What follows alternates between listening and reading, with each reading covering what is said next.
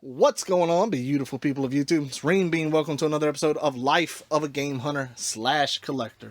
What are we going to get done today?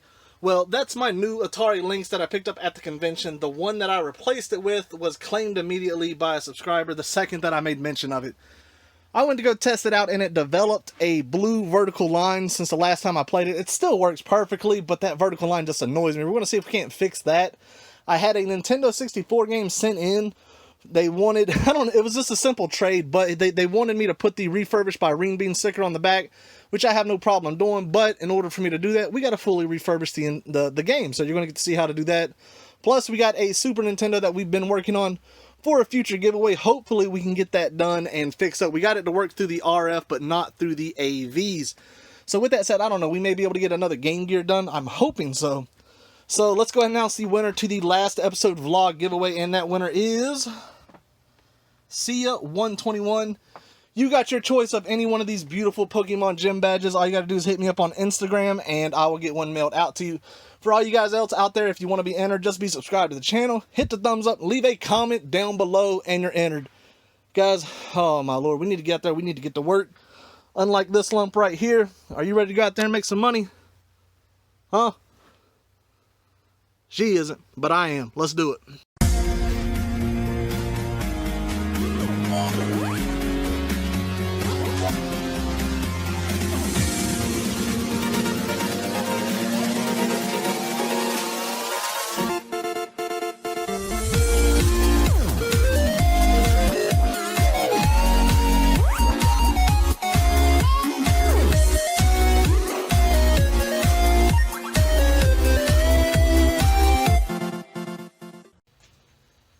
Alright guys, we are here in the shop. This is the Atari Lynx you heard about in the intro, and this was my old Atari Lynx. I admit I haven't played it in probably like 6 months or so. It just kind of sat, and I had, the second that people heard that I was buying another one or that I got another one, this one was immediately claimed by a subscriber, and I went to test it because you always need to test everything, even though that you knew it was working at some point, just to make sure that it's still holding up. I'm glad I did, because I'll show you here.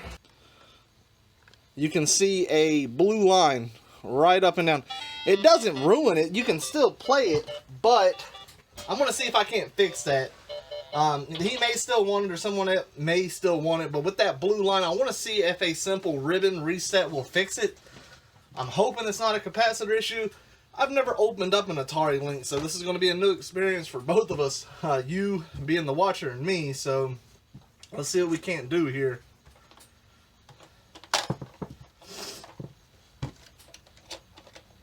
One thing I really hate about the Atari Lynx is its battery compartment. It is so much of a pain to get these little batteries out.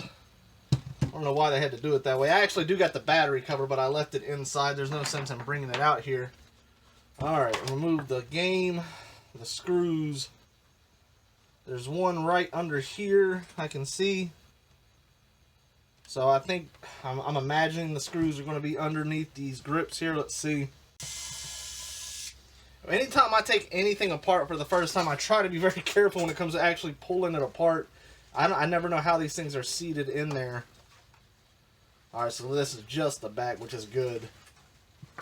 Alright, the battery compartment has that one screw. How do you get that screw? That thing's all in there kind of sideways. That's not too bad.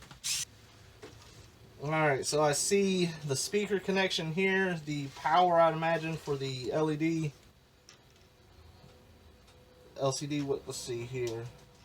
Just kind of looking, like I said, I've never worked with one of these before, so this is the first time. We're just checking it out. Alright, let's go ahead and remove the ribbon cable here. Pull both these sides up so that way I can free the actual cable.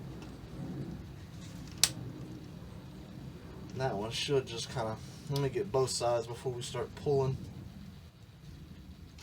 And another thing too is these screens over time will just simply fail and you have to replace them. But hopefully that's not the case.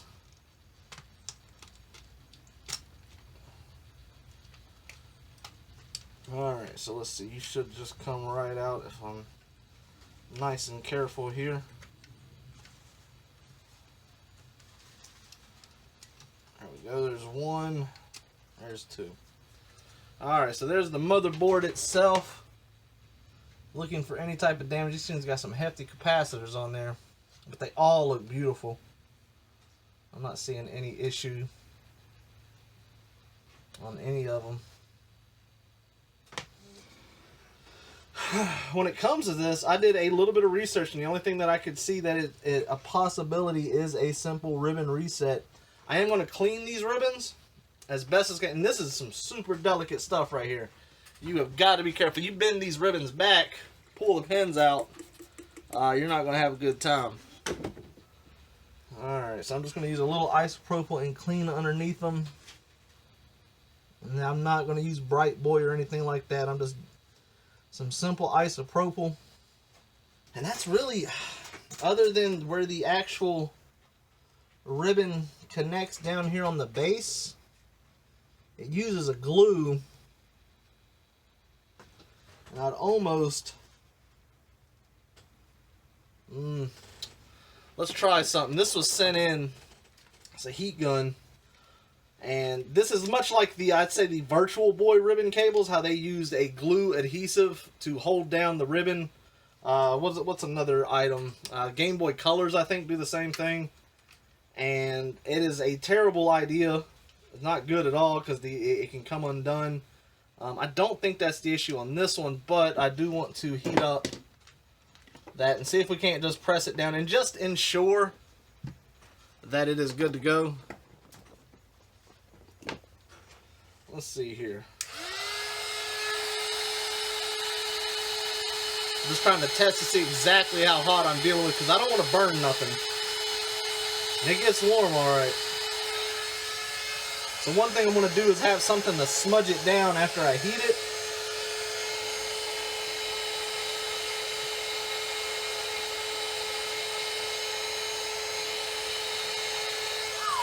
Oh, you're hot. Alright, I do not want to go overboard with this. But I'm just trying to heat up the glue, not the actual solder itself, just the glue to re-adhere everything. Pressing down and not moving side to side. With that said, there's really only one thing to do. Put it back together and see if that fixes it. Because that's really all I know how to do with this thing. Alright guys, moment of truth. Batteries are in it. Let's throw the game back inside. Let's see if we get any sort of action. Ah, I still see the blue line. Well, there's nothing that I can do about that. I honestly have no idea. You can see that blue line right down the center. It's still playable. It's got great sound. It's just got a blue line, man. I don't know what I've tried a few games. If any of you guys got some suggestions out there, let me know. Other than that, if he still wants it, I ain't going to sell it to him for the price that I was asking for. I discounted, obviously. But I can't get the full amount that we agreed upon, which kind of sucks. Let's see here. Let's go ahead and glue these back down. Alright. Let's put this off to the side. So I did a trade with a subscriber for a Sega Dreamcast AV cable, and he just says, hey man, just send me a common N64 game. The one that he wanted, I actually cannot find. I don't know what the hell happened to it. So I told him, man, I was like, I got a copy of Armorines, man. You want it? He's like, sure. So it was an even trade. And he wants it fully refurbed. He says he wants that Renebean sticker refurbed, Renebean on the back, which I think is awesome. So I'm going to fully refurb this game. I don't typically do this unless the game, does not work, but I'll show you the full refurb process. So other than cosmetically, what we're going to do is open this up first. I need a small bit. Because I told him, man, I can't put that sticker on something that's not refurbished now. So I told him we'll have to refurbish it. We're going to need a small Phillips here to open these things up. Metal casing should come right out with a little bit of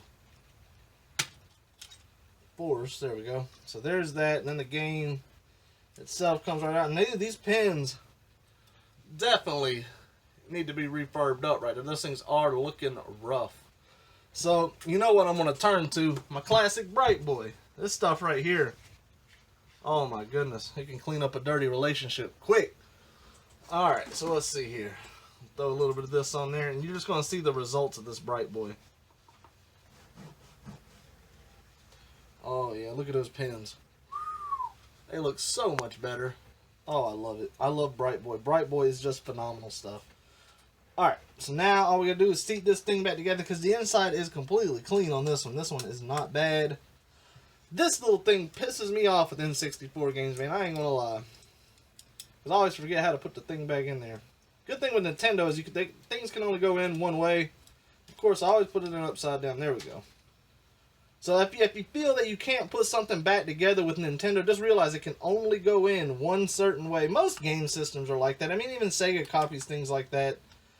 It makes it easier for the people that they have working on their systems. You know, repairs back in the day. They probably never imagined people would go crazy opening these things up, but it does happen. Now, some of you out there could probably be like, man, that's a little overboard for a game. You know, believe it or not, there are people, I'm not one of them. I kind of take the John Hancock approach when it comes to games. I'll clean them, make sure the pins are working, but when it comes to like cosmetics, I kind of like the way that they look when I find them. Of course, when I sell them or trade them off, I try to make them look a little bit better than what they were. This one being a real special occasion because we're making this thing look as best as I can get it. But there's people who, they'll get, you know, golf for the NES and they will not put that thing on their shelf unless it is 100%. I can't blame them for that. Some people are like that, but for me, as long as there's no bugs crawling on it, no, you know, crazy fluids leaking from it, I'll wipe it down, clean the pins, and throw it on the shelf. There's people that go crazy. Alright, cosmetically, she doesn't look bad. I don't need to use the graffiti wipes on that, which I'm sure a lot of people want to see because that stuff's just phenomenal. But what I will do is if I can find one. Oh, there it is my magic sponge, because that magic sponge is great for N64 games on the side. So all I'm going to do, hit it with a little isopropyl. And these little spots right here, just give them that quick wipe down. I'm trying to avoid the label. The label I'll treat just a little bit differently. Being real careful not to put any isopropyl on the label. Alcohol and N64 labels do not go together. I can't remember what game it was that I found that out with, but it was early in the collecting. I mean, this was like 8 years ago, and I was like, man, this is a good looking N64 game, but that label has got some funk on there. What can we do? I hit it with the isopropyl, and I think one wipe cleared like majority of that damn label. Alright, now that's looking real good. With this label, do I see...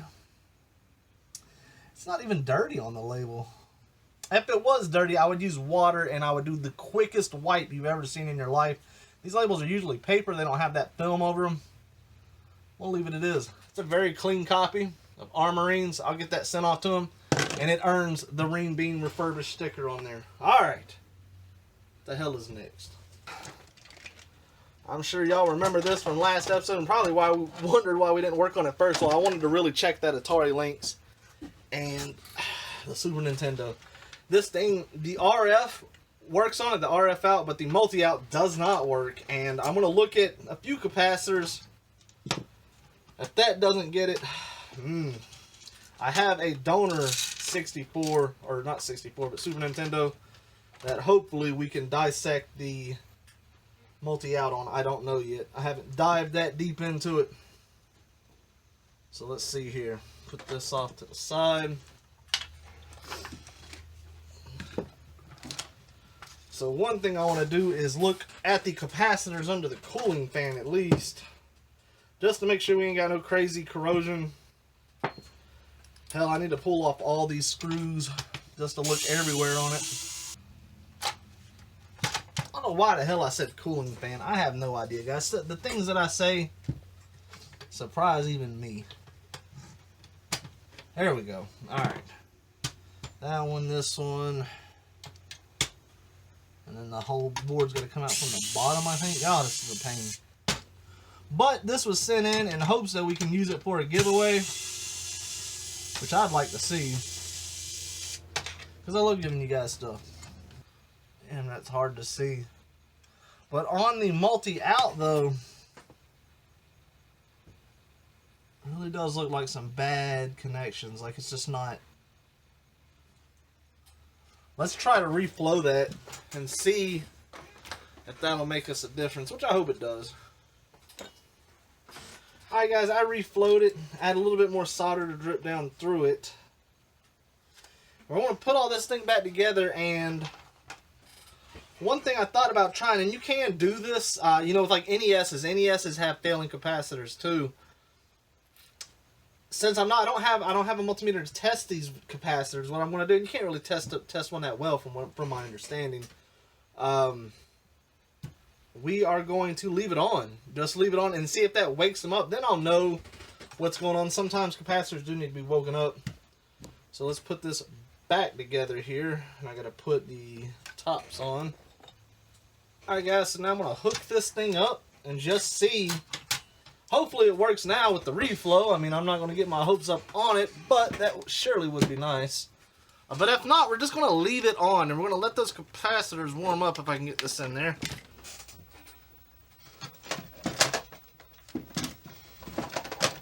Alright, we got our tester copy of Tom and Jerry. What? Ah! Still no picture. But we're going to leave it on. Turn that down big time. Let that warm up. Alright, so let's set this off to the side so we can get some other work done. And see if that eventually heats up. That, until I come up with another solution, is my final option on fixing that, because I'm not too sure on what else I could do with it. Motherboards on a Super Nintendo are extremely painful to work on. They are not fun. I've attempted them, no luck, but I'm going to set that on there. And believe it or not, I'm going to leave it there for as long as I can while I'm in the shop with it just on. And I'm hoping that I get a TV signal eventually, see if it pops up. It sounds weird, but believe it or not, this camera, especially with NESs, it can take a while. But this will let me know if the capacitor is bad, and then I can change that, and that'll give me some new hope. Alright, so what should I work on next? Well, I got the soldering iron heated up. Someone already asked about a Game Gear. Let's refurb one.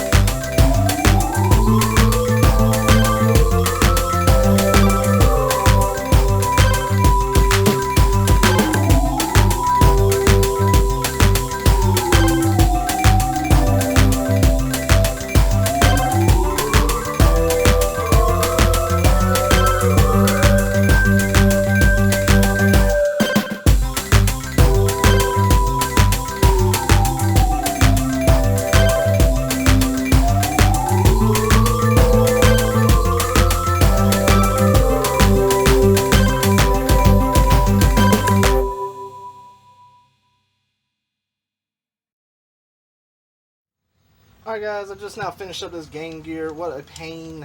Every single capacitor was about burnt out in it. But if you love the smell of fish, you'll love refurbishing a Game Gear. That's all I can say, because they use those fish-filled capacitors, and when you heat them up, they just smell so terrible. So anyways, let's check this out, make sure it's doing what it's supposed to do. Alright, let's see here. Oop, playing the screen a little bit nice and loud, which is what we want.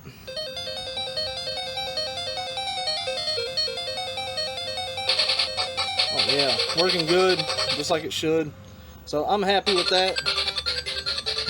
Oh my goodness. Oh, for whatever reason, Game Gears, they can annoy the hell out of me. I don't know why, but sometimes they can be easy. Sometimes I can knock them out in 30 minutes. Sometimes it can take me 45 damn minutes. Even longer, depending on if I have to piggyback.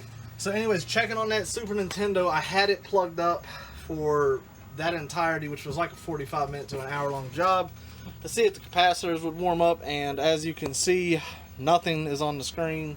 Not even a flicker. It's nice and warm, so it's not a capacitor issue. I'm not sure what to do with that thing. I think I'm running out of options on it, but I'm going to call it quits for today, guys. We got the N64 game refurbished. We touched on the Super Nintendo. If all else fails, it still works with the RF, so it's still usable. Just not usable the way that I want it. Maybe we might even be able to mod it or something. I have no idea, but if you guys got any suggestions on that, let me know. But as always, guys, I hope you all enjoyed the episode. Take care and enjoy the rest of your day.